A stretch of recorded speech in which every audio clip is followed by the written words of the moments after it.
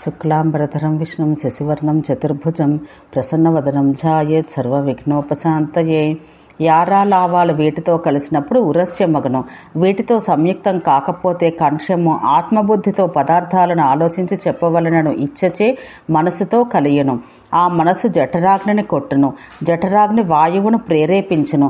ప్రాణవాయువు హృదయం నందు చరిస్తూ ప్రాతస్సవన కర్మకు సాదరమును గాయత్రి ఛందస్ సమాశ్రితమును అగు మంద్రస్వరాన్ని పుట్టించును. పిదప ప్రాణవాయువు కంఠమున తిరుగుచు మాధ్యందినయుతమగు మంత్రోపయోగి అయిన మధ్యమ స్వరాన్ని పుట్టించును. పిదప ఆ వాయువు శిరోదేశమును చేరి ఉచ్ఛధ్వనియుక్తమగు జగతీచ్ఛంద సమాశ్రిత అయిన సాయంసవన కర్మ సాధనమైన స్వరాన్ని పుట్టించును. పైకి వెళ్లిన ఆ ప్రాణవాయువు మూర్ధస్థానమున అఘాతం చెంది ముఖం నందలి కంఠాది స్థానం నందు చేరి వర్ణములను పుట్టించును.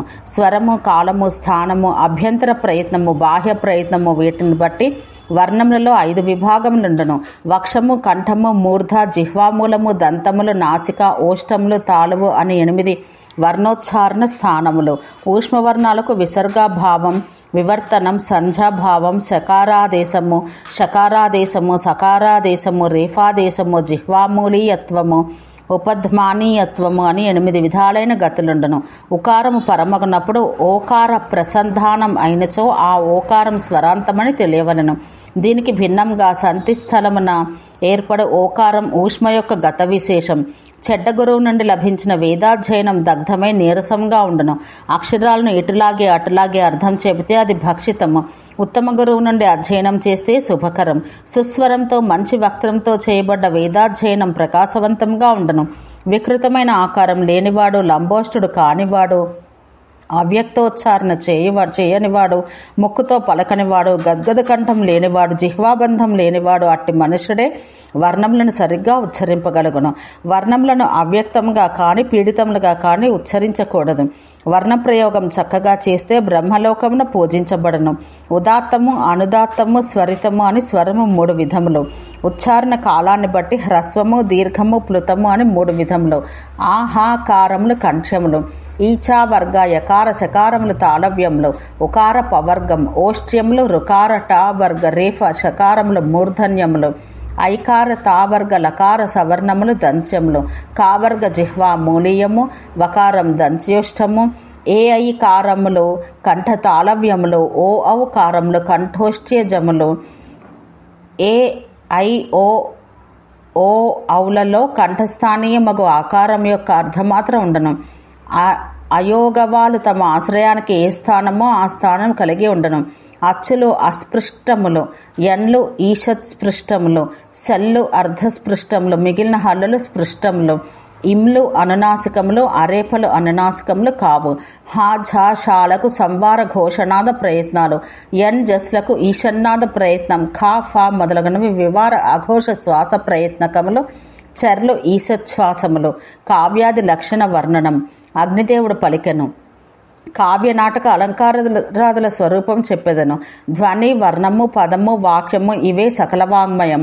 శాస్త్ర ఇతిహాస కావ్యాలు ఈ వాంగ్మయంలో అంతర్గతములు. శాస్త్రమందు శబ్దానికి ప్రాధాన్యం, ఇతిహాసములందు అర్థమునకు ప్రాధాన్యం. వీటిలో అభిధకే ప్రాధాన్యం. అందుకే కావ్యం ఈ రెండింటికంటేనూ భిన్నమైనది. లోకంలో నరత్వం దుర్లభం, విద్య ఇంకా దుర్లభం, కవిత్వం ఇంకా దుర్లభం, శక్తి ఇంకా దుర్లభం, వ్యుత్పత్తి ఇంకా దుర్లభం, వివేకం అన్నింటికంటే దుర్లభం. ఆ విద్వాంసులు ఎంత ప్రయత్నించినా శాస్త్రం సిద్ధించదు. సాది వర్ణములు, వర్గ ద్వితీయ చతుర్థాక్షరములు, మహాప్రాణములు, వర్ణ సముదాయం, పదం, సుబంతం, తిజంతం అని 2 విధములు. ఇష్టార్థమును బోధించు పదపంక్తి వాక్యం. స్పష్టమైన అలంకారములు కలది, గుణములు కలది, దోషములు లేనిది అగు వాక్యం కావ్యం. వేదములు, లోకము కావ్యహేతువులు. సిద్ధమంత్రంచే నిర్మించబడిన కావ్యం అయోనిజం. దేవతలకు సంస్కృత భాషను, మనుషులకు త్రివిధ ప్రాకృత భాషలు ప్రయోగించాలి. గద్యం, పద్యం, మిశ్రము అని కావ్యం 3 విధములు. పాదములు లేని పద సముదాయం గద్యం, చూర్ణకం. ఉత్కలికా వృత్తగంధి అని గద్యం 3 విధములు. చిన్న చిన్న మృదువైన మాటలున్నది చూర్ణకం. దీర్ఘ సమాసం కలది ఉత్కలిక. ఈ రెండింటికి నడమ ఏన్నదియు అత్యంత కుత్సిత విగ్రహం కానిదియు వృత్తఛాయ కలిదియు అగు గద్యం వృత్తగంధి. ఇది ఉత్కటంగా ఉండదు. ఆఖ్యాయిక, కథ, ఖండ కథ, పరికథ, కథానిక అని గద్యకావ్యం 5 విధాలు. గ్రంథకర్త యొక్క వంశ ప్రశస్తి అధికంగా ఉండి కన్యాహరణ సంగ్రామ విప్రలంభ విపత్తుల వర్ణనములతో వైదర్భ్యాది రీతిలో భారత్యాది వృత్తులు ప్రవృత్తులు ఉన్నది. ఉచ్ఛ్వాసములను పేరుగల పరిచ్ఛేదమును కలదియు చూర్ణక ప్రధానము వక్త్రం కాని అపరవక్త్రం కాని ఏన్నది అగు గద్యకావ్యం ఆఖ్యాయిక కవి దేనిలో తన వంశాన్ని శ్లోకాలలో సంక్షిప్తంగా చెప్పునో ముఖ్యార్థమును ప్రవేశపెట్టుటకు మరి ఒక కథ చేర్చబడినో పరిచ్ఛేదములు ఉండవో ఉన్ననో లంబకములను పేర్లతో ఉండునో అది కథ. దాని మధ్య భాగాన చతుష్పదితో బంధరచన చెయ్యాలి. కథాఖండం మాత్రమే ఉన్నది ఖండకథ. ఖండకథ పరికథలలో మంత్రి లేదా వైశ్యుడు లేదా బ్రాహ్మణుడు నాయకుడుగా ఉండను. కరుణరసం ప్రధానం. 4 విధములకు విప్రలంభం వర్ణించబడను.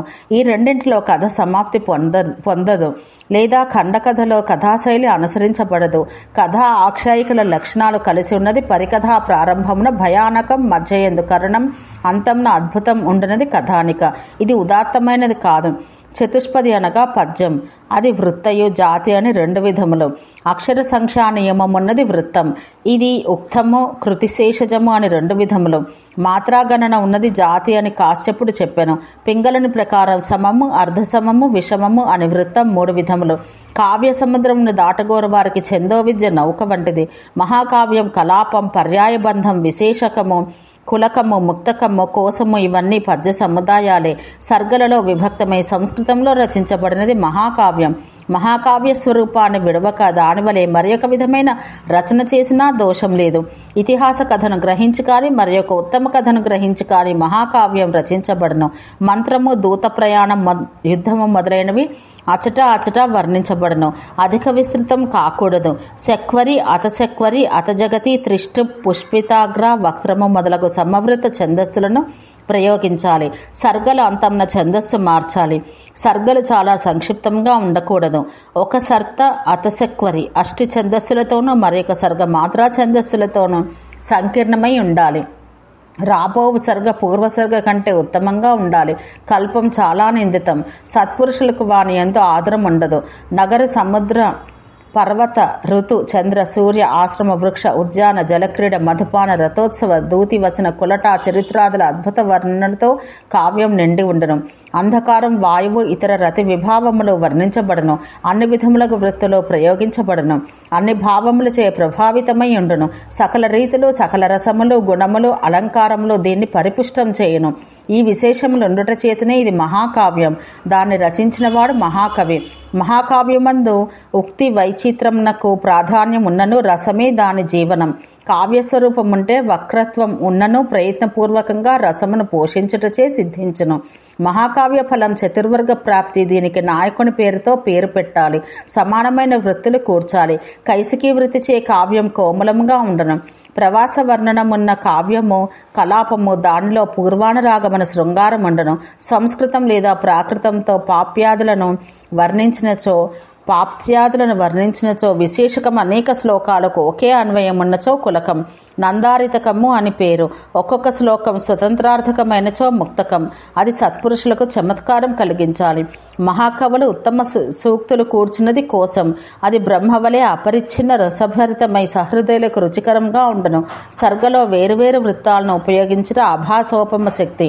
అది మిశ్రమ ప్రకీర్ణమని 2 విధములు. శ్రవ్య అభినయములు 2 లక్షణములు ఉన్నది. మిశ్రమ సకలోక్తులతో కూడినది ప్రకీర్ణం. నాటక లక్షణ నిరూపణం. అగ్నిదేవుడు పలికెను. నాటకము, ప్రకరణము, డిమ్మము, ఈహామృగము, సహకారం, ప్రహసనం, వ్యాయోగం, బాణం, వీధి, అంకం, త్రోటకం, నాటిక, సట్టకం, శిల్పకం, కర్ణ, దుర్మల్లిక, ప్రస్థానం, బాలిక, భాని, గోష్ఠి, హల్లీసకం, కావ్యం, శ్రీగదితం, నాట్యరాసకం, ఉల్లాప్యం, ప్రేంఖనము అని రూపకములు 27 విధములు. లక్షణం సామాన్యము, విశేషము అని 2 విధములు. అన్ని రూపకములకు వర్తించినది సామాన్య లక్షణం. ఏదో ఒకదానికి వర్తించేది విశేష లక్షణం. అన్ని రూపకములందు పూర్వరంగం జరిగిన పిమ్మట దేశకాలాలు, రసభావ, విభావ, అనుభావ, అభినయ, అంకస్థితులు సామాన్య లక్షణం. విశేష లక్షణం సమయానుసారంగా చెప్పబడను. ఇప్పుడు సామాన్య లక్షణం చెప్పబడుతున్నది. ధర్మార్థ కామాలను నాటకం సాధించాలి. ముందుగా పూర్వరంగాన్ని యథావిధిగా జరపాలి. దీనికి నాంది మొదలగు 22 అంగములున్నవి. దేవతా నమస్కారం, గురుస్థుతి, గో బ్రాహ్మణ రాజాది ఆశీర్వాదం చేయబడను. నాంది తర్వాత నాంజంతే సూత్రధార అని రూపకములలో వ్రాయబడను. కవి యొక్క గురు పరంపర, వంశ ప్రశంస, పౌరుషం, కావ్యం యొక్క సంబంధ ప్రయోజనంలో ఈ 5 సూత్రధారుడు చెప్పాలి. నటి గాని, విదూషకుడు కాని, పారిపార్శ్వకుడు కాని సూత్రధారునితో కలిసి స్వకార్యంతో సంబంధించిన ప్రస్తుత విషయం చెప్పనివి అగు చిత్రమైన వాక్యములతో సంభాషణం చేసినచో దానికి ఆముఖమని పేరు. దీనికి ప్రస్తావన అని కూడా పేరు. ప్రవృత్తకం, కథోద్ఘాతం, ప్రయోగాతిశయం అని ఆముఖం 3 విధములు. సూత్రధారుడు వచ్చిన కాలం గురించి వర్ణించినప్పుడు ఆ వర్ణన ఆశ్రయించి పాత్ర ప్రవేశిస్తే దానికి ప్రవృత్తకమని పేరు. అది బీజాంశంలందే ఆవిర్భవించును. సూత్రధారుని వాక్యం కానీ వాక్యార్థములు కానీ గ్రహించి పాత్ర ప్రవేశిస్తే అది కథోద్ఘాతం. సూత్రధారుడు ఒక ప్రయోగాన మరి ఒక ప్రయోగాన్ని వర్ణించగా ఆ సమయాన పాత్ర ప్రవేశిస్తే అది ప్రయోగాతిశయం. నాటకాదులకు ఇతివృత్తం శరీరం, సిద్ధం ఉత్ప్రేక్షితం అని అది 2 విధములు. ప్రసిద్ధమైనవి సిద్ధము, కవి కల్పించినవి ఉత్ప్రేక్షితం. బీజం, బిందువు, పతాక, ప్రకరి, కార్యం అనే 5 అర్ధ ప్రకృతులు. చేష్టలు కూడా ప్రారంభం, ప్రయత్నం, ప్రాప్తి, సద్భావం, నియత ఫల ప్రాప్తి, ఫలయోగం అని 5 అర్ధ ప్రకృతులు. చేష్టలు కూడా ప్రారంభం, ప్రయత్నం, ప్రాప్తి, సద్భావం, నియత ఫల ప్రాప్తి, ఫలయోగమని 5. ముఖము, ప్రతిముఖము, గర్భము, విమర్శము, నిర్వహణము అనే క్రమంగా 5 సంధులు. అల్పంగా వర్ణితమై బహుదా విస్తరించి ఫలం కలిగించినది బీజం. నానార్థ రస సంభవమగ బీజోత్పత్తి కావ్యం నందు కలిగిన సంధికి ముఖమని పేరు. ఇష్టమైన అర్థం యొక్క రచన, కథాంశం అఖండంగా ఉండుట ప్రయోగమందు అనురాగం. గోపనీయ విషయంలో గోపనం, అద్భుత విషయంలో వర్ణనం, ప్రకాశించదగిన విషయాలను ప్రకాశింపచేయుట ఇది కావ్యాంగముల 6 ఫలములు. ఓం శాంతి శాంతి శాంతి.